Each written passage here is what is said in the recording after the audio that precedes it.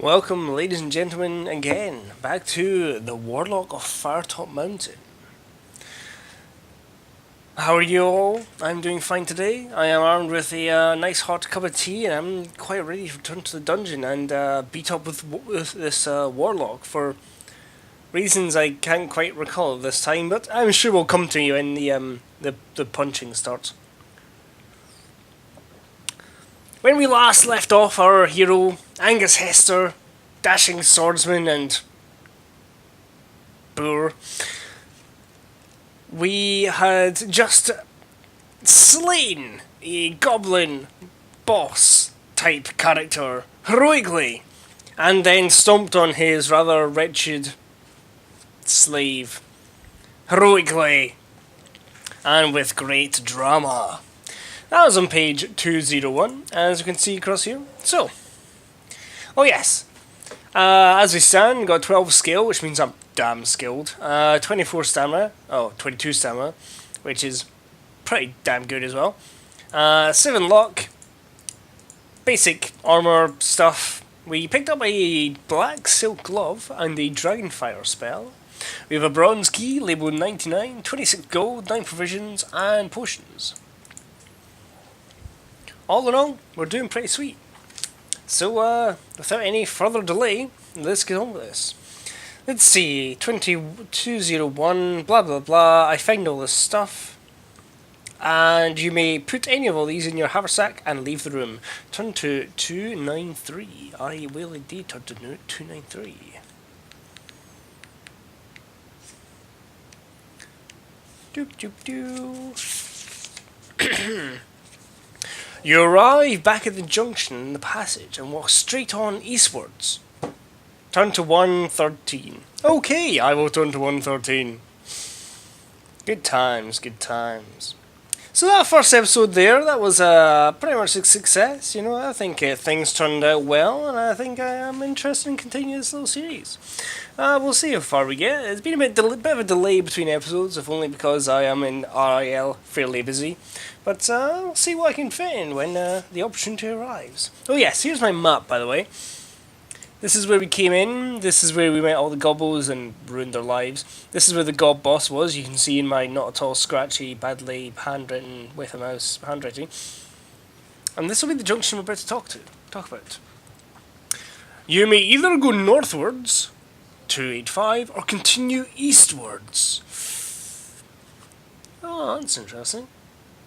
Okay, so I can go northwards, whoop, whoop, or eastwards, whoop. East might take me to where this passage looped through, into whatever disaster was over here, or might take me north. I don't actually know if you guys can see my mouse pointer, but I'm gesturing rather dramatically with it. Or I can head northwards, deeper into the dungeon. I'm rather paralysed at the indecision here. I think we're going to go northwards. North seems like a good direction to go. I'd like to go deeper and get all of the treasure. 285. Doop doop doo. Epic page on the action. There we go. 285. You see a well-used door on the right-hand east side of the passageway. With your ear to the keyhole, you listen and hear a man screaming for help from inside. Will you open the door or walk on? Well, snap. That's, you know what? Angus Hester could not leave anyone screaming on the other side door without at least having a glance inside to see what the situation is. If nothing else, there's going to be some hella gossip going on. Right, so that's on the east. So, boop, boop, this is a door. And the passage continues onwards. Let's see. Will you open the door? Turn to 213. 213. So this is going to end badly. We all realise this, yeah? The door is locked. You may try to charge it down by rolling 2 dice. If the number rolled is equal to or less than your skill score, the door bursts open. Turn to 36. If the number is greater than your skill score, the door remains locked. You lose 1 stamina point for bruised shoulder, and you must progress up the passage.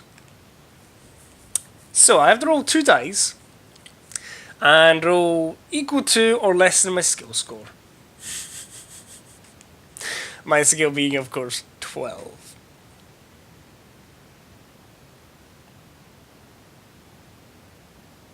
Yep, so I had to reread that, make sure there's no other downsides for that, and yeah, I quite happily demolish the door, no matter what I roll. But I just suddenly realised there, I had actually forgotten to get out my dice. Thankfully, my dice are within arm's reach. So, let's get some good d6s. Dum-de-dum-dum. I think I'm going to go for a blue d6 and a red d6. Oh, no, I remember, because I'm going to have to roll for the monsters as well. So the red d6 will be the monsters, and the blue and green d6 shall be for myself. The colours are, of course, meaningless to you, but trust me, they're both red and both blue and green. Will that lie to you? Probably. Where was I? The door bursts open, turn to 36. 36.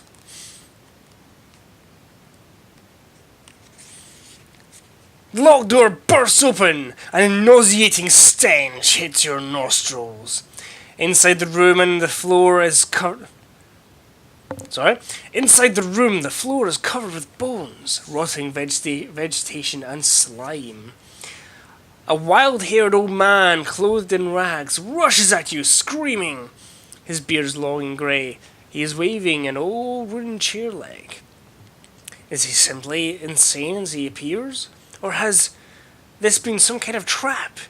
You either shout at him to try and calm him down, or draw your sword and attack him.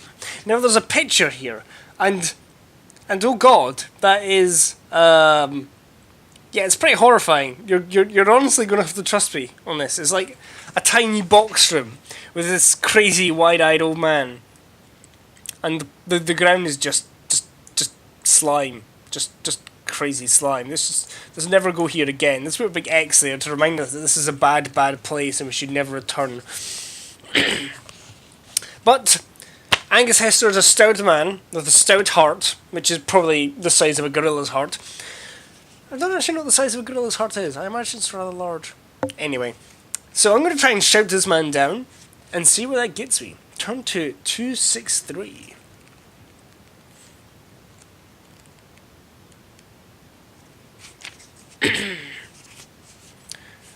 263. You shout, "You're freed, old man!" at the top of your voice. Instantly his ranting cease. He stops dead in his tracks and sinks to the floor, weeping loudly. As he gradually composes himself, he thanks you many times. You talk with him in hope of discovering some of the secrets of the mountain, and he begins to tell his story. Bear with me 1 sec, we'll have a sip of tea. Many years ago, he was an adventurer like you. In search of the Warlock's treasure, he was captured by the orcs and thrown into his solitary cell as a sort of pet for the creatures.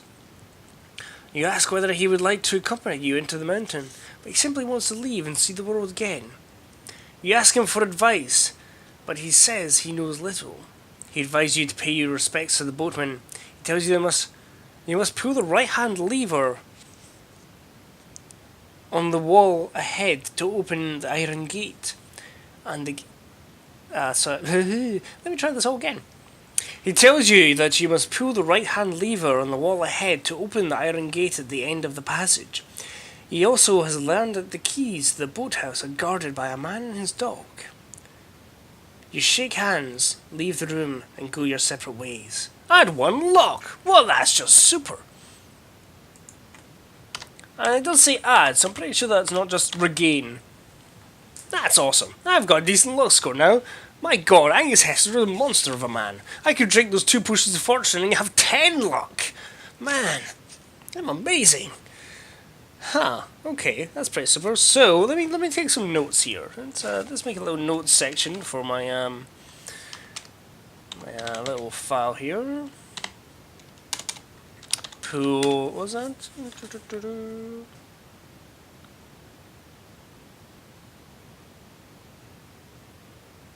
Right hand lever.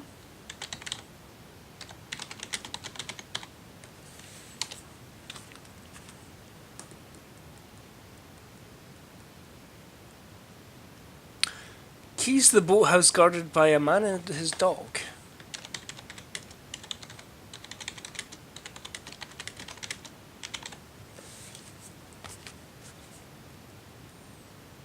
And I must pay my respects to the boatman. I think I already knew this.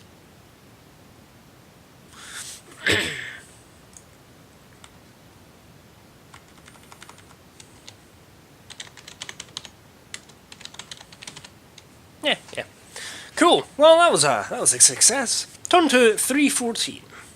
I think that went really well. I'm quite happy with that. What happened there? I saved him, man. This entire journey's been worth it just for that. See, Angus isn't all bad. He's just a bit enthusiastic at times.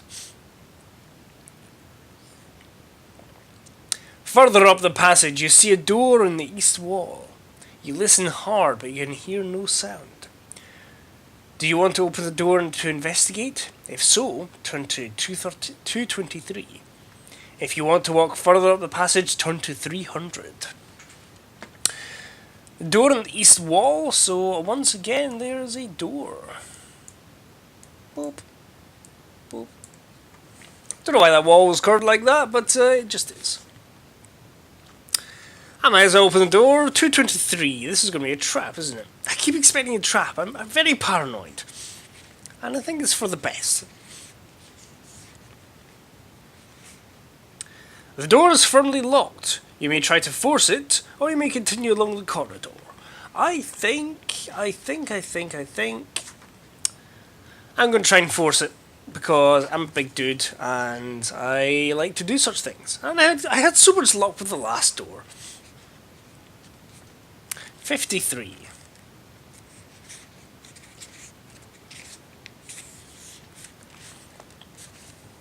You charge the door, hitting it squarely with your shoulder. Roll 2 dice. If the number scored is equal to or less than your skill score, the door opens. If the number exceeds your skill score, the door shudders and does not budge. Well, once again, scale of 12, I'm a hulking man-beast. And I got 6. The door opens. Turn to 155.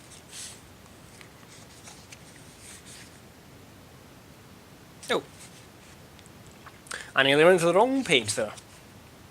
The door splits along its length and you wrench the timbers apart to let yourself in.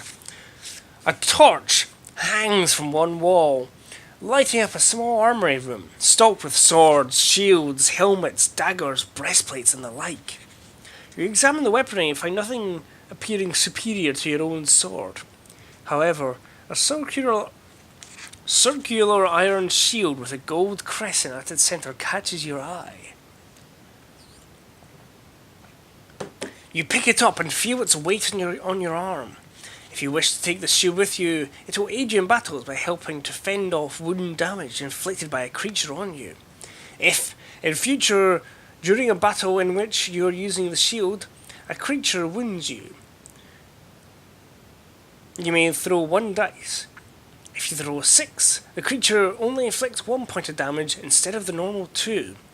If for some reason the creature would normally only inflict 1 damage, then a successful roll of a 6 would mean no damage is done. However, the shield is heavy and you will have to leave behind 1 item of equipment to be able to carry it. Ooh. So I can take the shield. Wait. Huh. But I already have a shield. I think I have a shield, Aaron. Yeah. Bear with a sec, let's find out if we got a shield. Ah dear. I know this game so well. As in not at all. Doop doop doo, equipment. Yeah, sword, leather armor, and a shield. Cool, so I'm just going to ditch my old shield and pick up this new one. This is where I failed to spell crescent.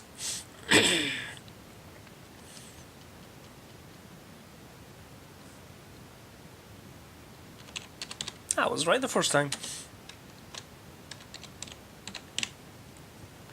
Cool, so yeah, if I roll a 6 whenever I get wounded, I only take 1 damage instead of 2. That's pretty swish, actually. What number is this? Page 155. I'm just gonna make a note in case I forget exactly how the spell works. The shield works. Because the last thing I want to do is forget these things. Cool, and actually there's a picture here as well. It's pretty impressive actually. There is indeed lots of equipment and armour here. But apparently nothing we can use. Despite the fact I'm only wearing leather armour, I'd quite like to replace that with a breastplate. You now leave the room and continue up the corridor. Turn to 300. Excellent. Well, it's been all up, really. Everything's working out really quite well.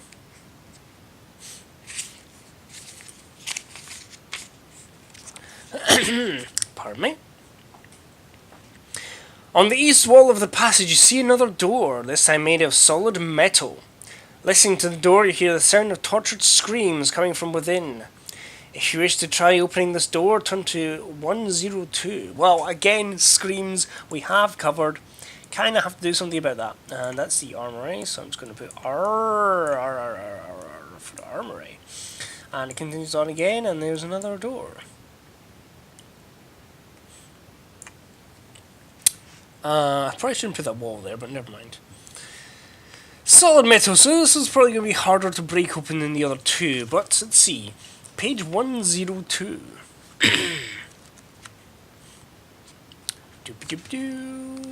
I'm getting pretty cocky, I'll have to admit. I think it's just because I've realised that my high stance, at least at this point in the game, in the book rather, I'm doing pretty well, just due purely to my high starts. The door is not locked and opens. The room in front of you seems to be a small torture chamber, with various torture devices around the walls. In the centre of the room, two small hunchbacked creatures are having their fiendish way with a dwarf, who's tied to a hook in the ceiling by his wrists. Oh, I see, tied to the hook. I thought it was like through his flesh. That's... Ew. The two hunchbacks are poking and cutting him viciously with their sword. The dwarf lets out a final scream and falls silent, eyes closed. His captors make disappointed noises and look round angrily at you, as if it were your fault the dwarf has collapsed. You must act quickly, will you? Close the door and continue up the corridor. Draw your sword and try and fight the creatures. Oh, what? Or stride over to the dwarf, give him a jab with your sword and put on an evil laugh at the tortures. Angus Hester does not deal with tortures, thank you very much. It is time for stabbing to commence. Page 13. 13, page 19. The torturers killed that poor dwarf. I'm going to avenge him, even though I did not know his name. Goblins! Right, a reminder for the combat. We both roll 2d6. I fight them one at a time. We roll 2d6 and then add our skill. If the result is... Whoever gets a higher result does 2 damage to the other person. Whoever gets the... If it's a draw, I believe nothing happens, if memory serves. But, yes. Excellent. The first goblin, skill 5, stamina 5. Let us fight. Yeah, so skill 5 for the both of them. First stamina 5, first stamina 6. Next one has stamina 6. I'm pretty confident. I rolled a 10. He rolled 7. That makes him 12 and me 22. Yeah, sorry buddy. First round, I strike him viciously, opening up some kind of flesh on him with my jagged sword of jaggedness. I'm sure I'll do better next time. 22 and 10. Once again I strike at him, presumably cleaving off one of his arms entirely. The goblin screeches and tries to wave its sword at me one last time, before presumably the death knell happens. He got 10, he got 15, I got 4, I got 16. Yes. Yes. I win, just. He tries to fend me off, but his sword snaps in twain as I cleave through his neck, and the goblin dies. His friend, wondering why he had not helped before now, steps up to try and match Angus, that is, with a glint of fear in his eye and hate in the other eye. I got spinning dice here. Stop spinning dice. 22 versus 15. He is hurt. Angus runs him through with the sword, but the goblin fights on, being a tough old gobble.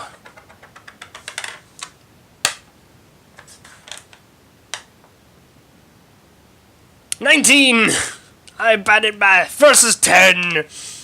Once again, Angus slashes up the goblin's face, ruining one of his eyes. The goblin screeches and dives forward one last time. 9 versus 20. The goblin goes down, bleeding from everywhere. If you kill the goblins, turn to 317.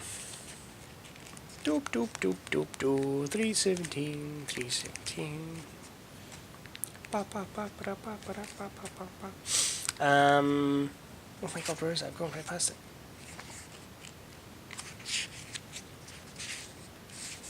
You cut! Oh! You cut down the dwarf. It's less dramatic than I thought it was. Oh, good times. You cut down the dwarf. He is, as you guessed, dead. Going through the pockets of the two goblins, you find a large piece of sweet-smelling cheese. If you wish to take this with you, put it in your pack and you leave the room northwards. I'll take the cheese. So glad I got cheese out of that deal. I probably could have got some help off these guys. Maybe some advice, tips, a key, I don't know. But no, I had to fight for that dwarf. That dwarf didn't have to die. Certainly didn't have to be tortured as he died. That's just mean.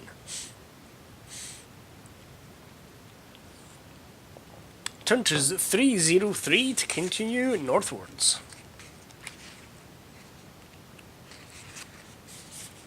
You arrive at the end of the passage where it meets another going east-west, but an iron portcullis blocks your way, and no amount of charging is going to budge it. On the right wall you see there are 2 levers, and it seems likely that these levers have something to do with raising the portcullis. Do you wish to pull the right lever or the left lever? Well, my friend that I rescued, because I'm a hero, did you know I was a hero? Advise I pull the right hand lever, so I'm going to pull the right hand lever. Could be lying to be true, but meh. 1, 2, 8.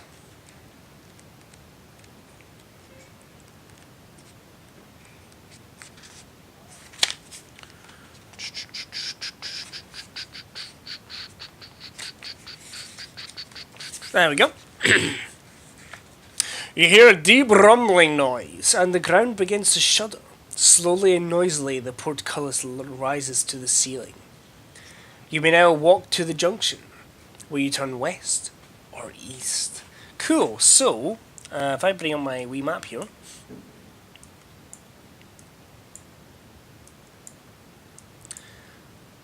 Junction now goes like that. I can go east or west. Now, I've had something of a tradition of going left at every junction so far. Now, just for the sake of being contrary, I'm going to change this tradition and actually go right this time. I think, I'm a little deeper in the dungeon. I've hit a bottleneck. I think it's about time that I just went the other way.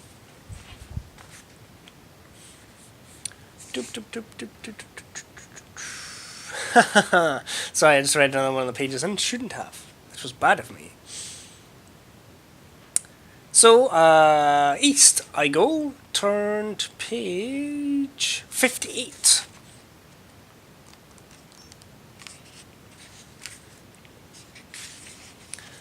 Cautiously, you creep along the passageway.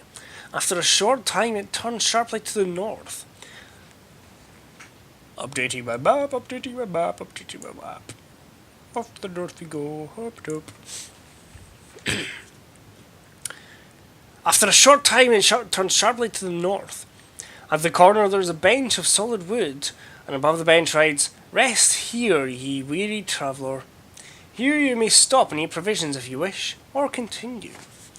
I believe provisions...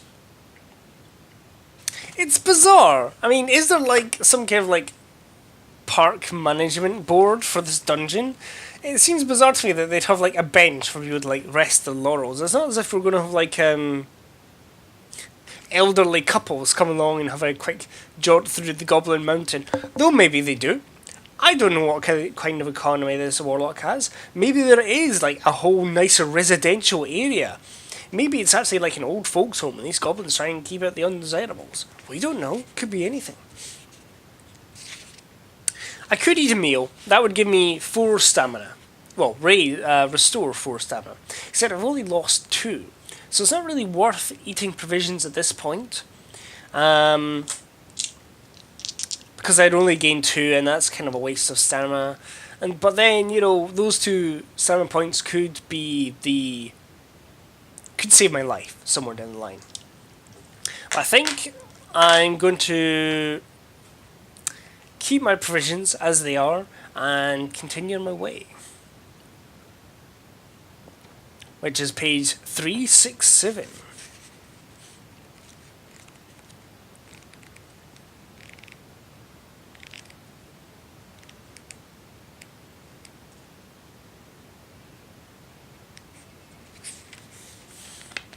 You arrive at another junction in the passageway.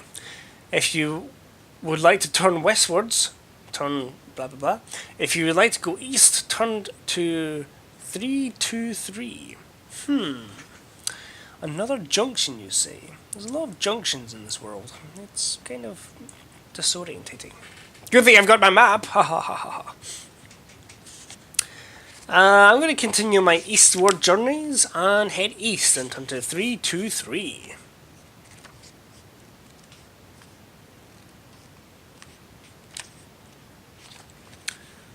Went right past it. After a few meters you reach another 3-way junction, no doubt. Oh, for God's sake. Let's make sure I went right. Yeah, I did. Oh dear. Thank you, north, or I can go eastwards. This is getting rather confusing. I suppose this may be the point of this little adventure.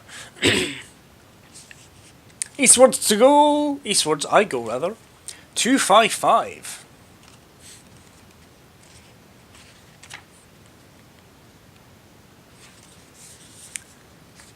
Oh. The passageway ends in a sturdy wooden door. If you want to try opening it, turn to 193. If you want to go back to the junction and try another route, turn to 93. I'm going to try opening this door, because why the bloody hell not? Turn to 193.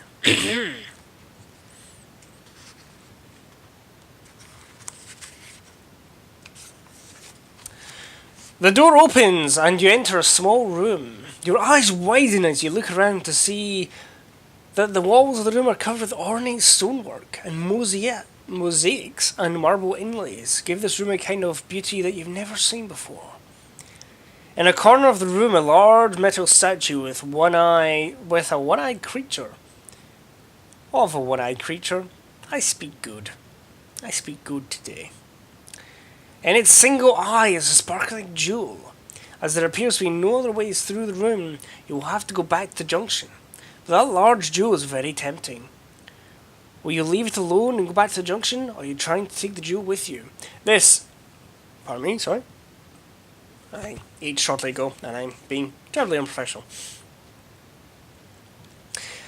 Okay, I'm pretty tough as it is, so I am pretty damn sure this statue is going to come to life.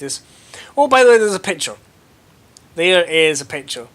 Imagine a cyclops with cloven hooves, humanoid, a forked tongue, kind of lizard-like scales, as if it's aquatic, and a mohawk, and one eye. Oh, and it's got fangs. It's got fangs too. This is going to come to life and try and eat me if I try and take its eye. But I'm Angus Hester. I'm here for nothing, apparently, if not the treasure. Because I'm here for the treasure. What kind of adventurer would I be if I walked away from this opportunity to pick the eyes from a beautiful statue? I will try and take the jewel with me. Turn to 338.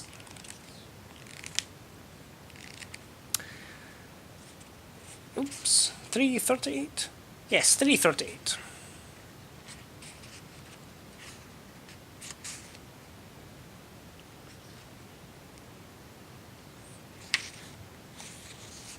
You approach the statue cautiously. A scampering behind you makes you flash round, but is only a rat. You feel that the jewel, but it is solidly in place. You try and work your sword in behind it, and as you work you hear an ominous creaking noise. To your horror, the statue is beginning to move. You jump down and draw your sword.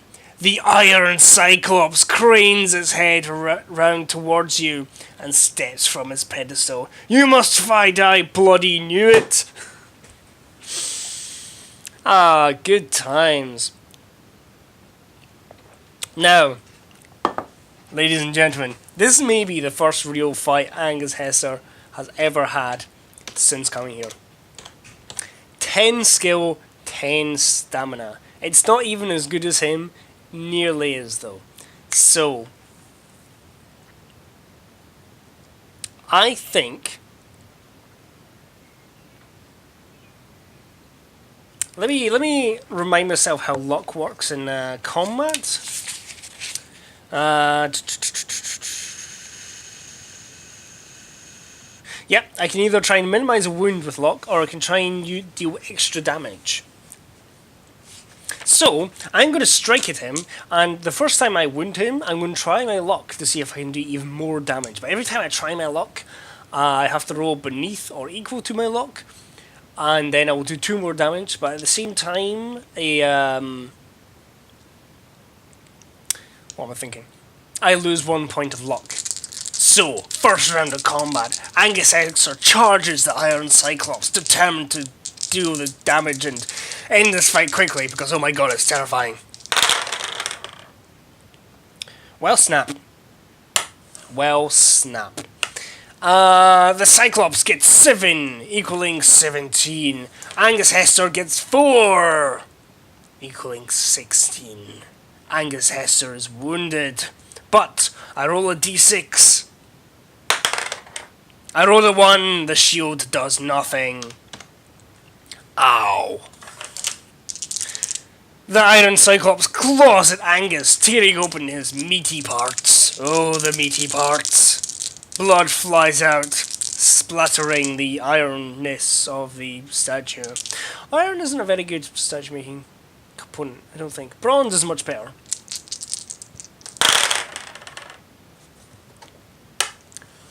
Angus got 8 for 20, and the statue got 7 for 17. Angus does the damage. Now Angus tests his luck to see if he can deal more damage than he already has. He does not! He rolls 10 and fails. Because Angus Hester is a little bit crap sometimes.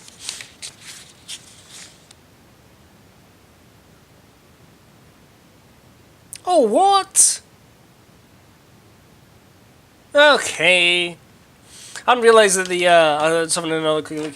If you fail at your luck, you actually deal 1 less damage, which is actually a bit enough. I don't know if I will be relying on my luck quite as hardly in the future. Anyway. Oops, nearly dropped my dice. Angus Hester hits the iron golem, but its blow glances away, merely scratching its armour. Angus rolls 22 versus the creature's 17, and he once again tests his luck, because why the hell not at this point, he might as well. And rolls a 2! He deals 4 damage.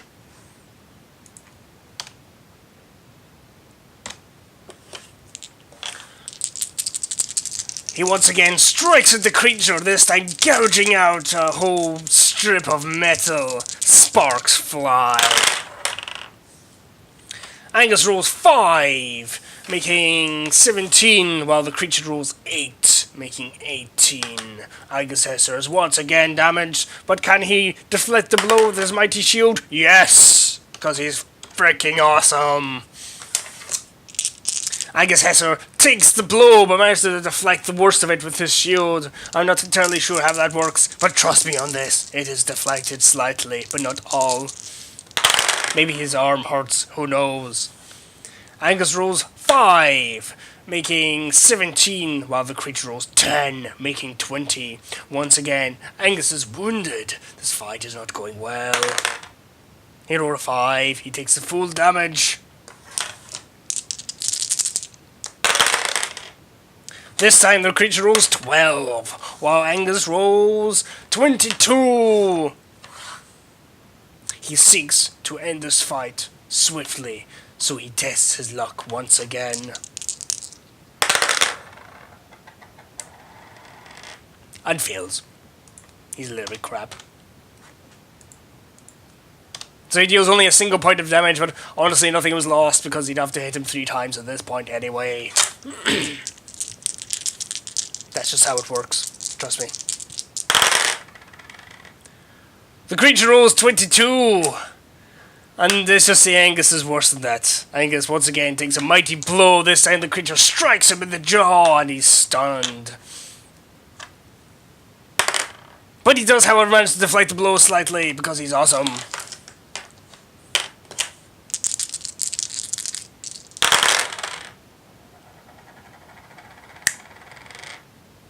Angus got 20, while the creature got 17. This may decide it all. The creature is wounded, limping. Iron shavings dripping from its wounds, I guess. I don't know. And Angus, with a single mighty blow, rolling 23. He cleaves off the head of the creature because it only rolled 16. And the metal skull clatters to the ground. Take that, Iron Cyclops. Angus Hester does not fear you. I think that went well. Well, I could have tried to escape that, but I'm far too heroic to try and escape combat like that. The creature dies. If you win, turn to 75.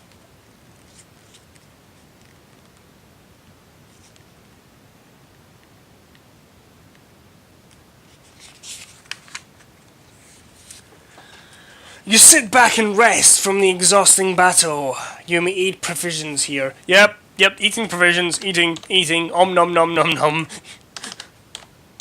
Provisions it. You prize the jewel from the... I'm still doing my dramatic voice. Excuse me. You prize the jewel from the still statue. It is heavy in your hand and is worth 50 gold pieces. That's interesting. I don't know whether to put that down as gold or as the jewel. Let's just say... I didn't even say what kind of jewel it was. Meh.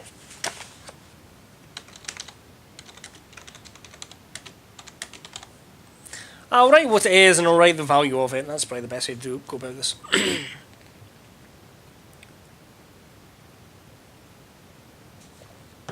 You put it in your pack. As you explore the room and the statue, you notice that one of its breastplate sections is loose. When you open this, a small key is inside. You examine this and notice the number 111 on it, or 111. With a smile, you put the jewel and the key in your pack. I put the jewel in my pack twice, and set off back to the junction. Ooh, hello. Oh, nice. Turn to 93. After adding 3 luck points, you have a valuable artifact here.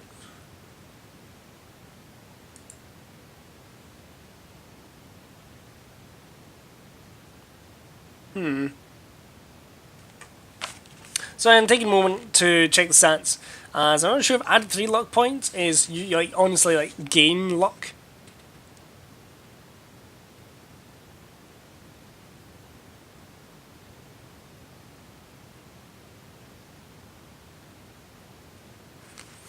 Um. Doop, doop, doo.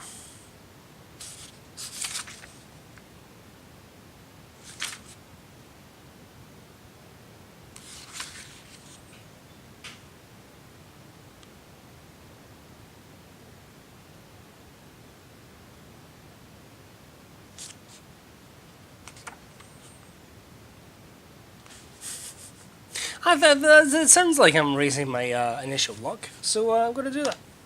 Boom. I think, maybe.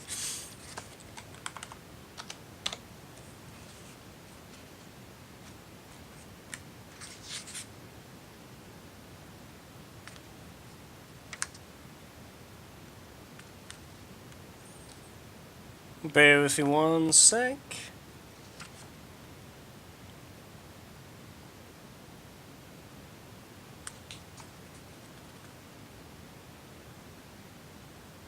Alright, no. I'm talking nonsense. That's definitely not the situation here. I'm just gaining luck. Back to what I actually had at the start of the fight, so that's pretty sweet.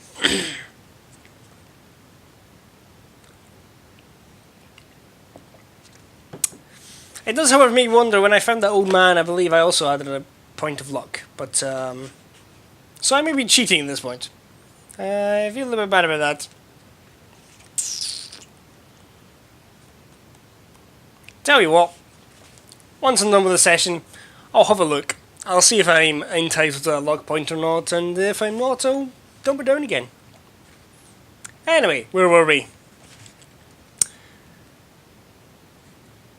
Yes, I found a valuable artifact. Turn to page 93. So that was a little Cyclops room here, which I'm going to represent by drawing a tiny eye. Tiny crap eye. There we go, crap eye. Page 93.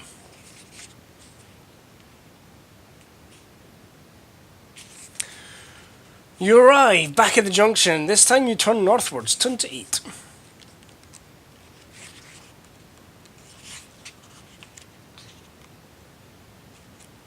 Sorry folks, bear with me a sec. I'm just going to do a thing. Harmony.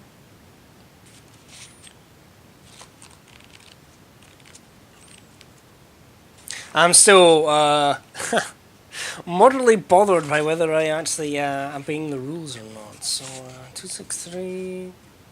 Yeah, no, I think I don't in fact have that luck point I gave myself earlier. I think unless it actually definitely says, you know, you erase your initial luck, then it doesn't erase my initial luck. Wishful thinking, all that, wishful thinking. The passage ahead ends at a sturdy door. You listen, but hear nothing. You try the handle. It turns and you enter the room. I didn't even get the choice this time. Boop, boop. As you look around, you hear a loud cry from behind you, and swing round, see a wild man leaping towards you, wielding a large battle axe. He is a mad barbarian, and you must fight him. Cool.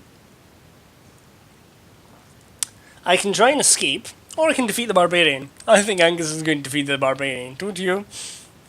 He has a skill of 7 and a stamina of 6. Good luck, barbarian. Good luck, you shall need it. Angus leaps into the fray, swinging his giant sword. I presume it's giant, because I actually imagine Angus as being a pretty giant man himself. Angus rolls 15, while the barbarian rolls 15. It's a draw. Never mind. I think in the case of a draw, no one wins, alas.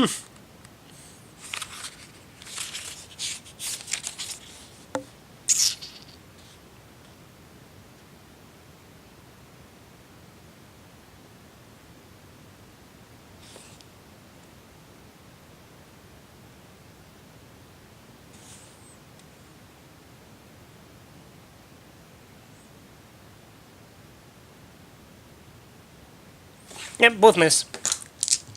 Dramatic second round of combat. 17, 19 versus his 17? No, definitely not. 12. Slightly less than 17. Angus strikes the barbarian through with a sword. Oh my god, this barbarian's terrible. He rolled a 9. Angus rolled like 20. The barbarian begins to regret his life choices as once again Angus strikes him terribly. Well, Angus rolls 16. The barbarian now rolls, ooh, hello, 16. To the draw. Their blades glint and flash as they strike one another. And Angus rolls 19 once again versus the barbarian's 10. And the barbarian dies, bleeding and whimpering. If you defeat the barbarian, turn to 273. Doopy doopy doo.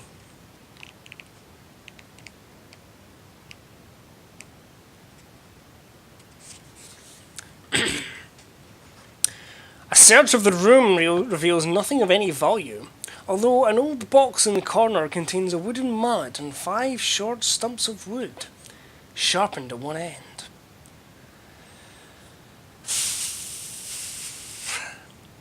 They just handed me a mallet and some stakes.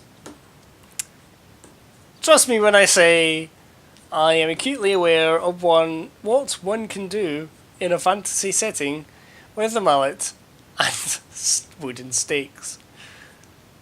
Acutely aware. I think I will take the mallet and wooden stakes. Thank you very much.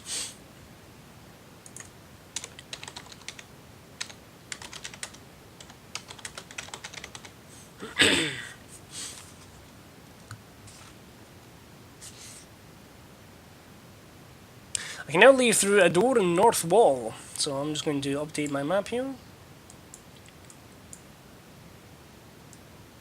It says I'm going to run out of room. I might want to expand this map when we're done here. Turn to 189.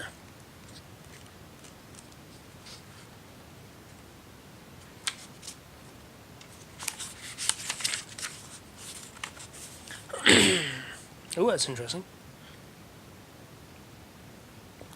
The door opens into a short corridor, which ends several meters ahead through another door. At another door. Similar to the one you have just come through. You listen and hear nothing. You try the handle and it turns, allowing you into another room of a similar size. But this room is splendidly decorated, with a polished marble floor and rough walls painted white.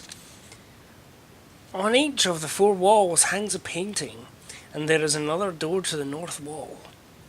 You can go straight through the room, or you may stop and look at the paintings. I'm actually slightly concerned about these paintings.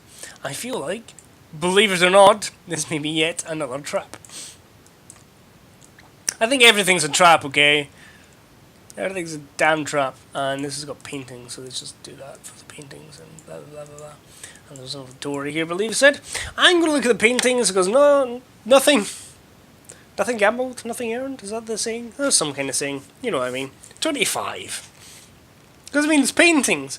What possible danger could paintings be?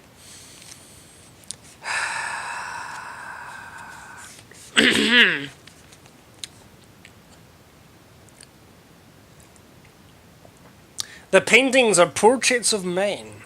Your spine shivers as you read the nameplate under one of those Your spine shivers as you read the nameplate under the one on the west wall. It is that of Zagor. Zagor? The warlock whose treasure you're seeking. You look at his portrait and you realize you're pitting yourself against an awesome adversary. You have the feeling that you are being watched and notice that the piercing eyes follow you as you move. You find yourself drawn towards the portrait and your fear rises. lose 1 skill point. Dun dun dun!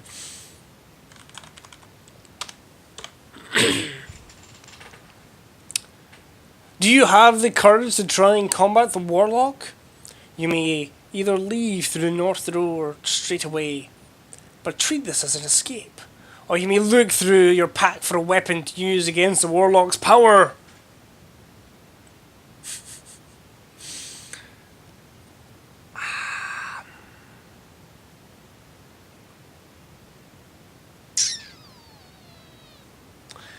What can I use against the Warlock's power? I have cheese, steaks, a crescent shield, and a black silk glove. I think the black silk glove might be the way to go here. So, 340. Gonna risk it because I think one of these might be the solution. 340.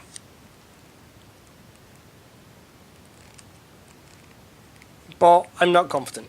This may end badly.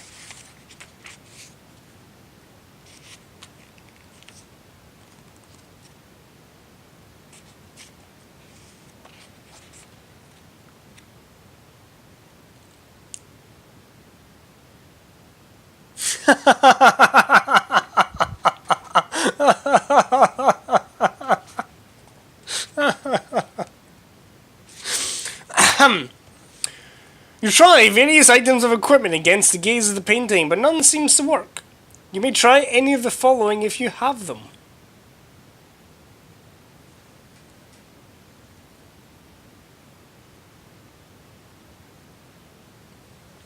This is bizarre. Any of the following if you have them, but it says none of them seem to work. So do these work? I'm kind of confused here. Slash the painting with your sword. Hold the jewel up in front of it. Plunge a wooden stake into it. Throw cheese at it. Okay, I don't think cheese is the way to go.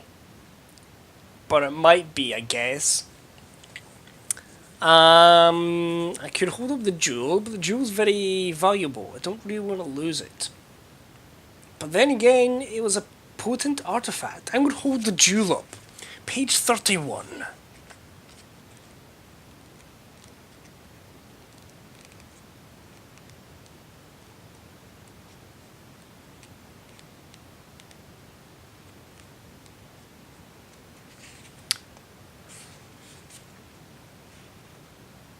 If you have the jewel of the eye from the eye of the Cyclops, you hold it in front of the Warlock. His intimidating stare turns into an expression of pain. He obviously feels the jewel's power. Suddenly his eyes turn white and his expression goes limp. Your confidence gains as you realize you have won your first real battle. I don't know, fighting the Cyclops was pretty. Ooh. Gain 2 skill points. So, back to 12. Put the jewel into your pack and leave through the north door. Booyah! Oh yeah, who is the man? Warlock ain't got nothing on me. Nothing whatsoever. And I leave through the north door, turn to 90. Cool. Cool. I feel good about how this went today. Yeah. Warlock, can't touch this. Just can't. It's like iron. Iron. Like the Cyclops, I guess. You open the door into a narrow passageway and follow it northwards. Some meters up the passageway, it turns to the east and then turns to the north. So I go up and turns east and then turns north. So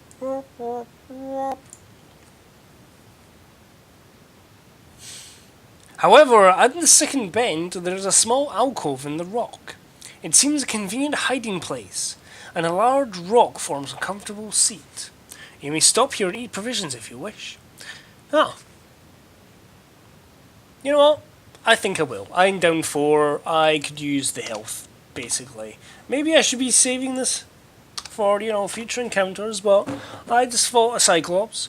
Who knows when such a thing is going to happen again. Now, I'm taking a rest, and I think there's probably a good time to end this today. I had fun today. I killed more orcs. I rescued an old man. I plucked the eye from a giant hideous statue, which, let's face it, came as close to killing me as anything else. And then I stared the warlock in the eyes, undaunted, because I had a pretty jewel.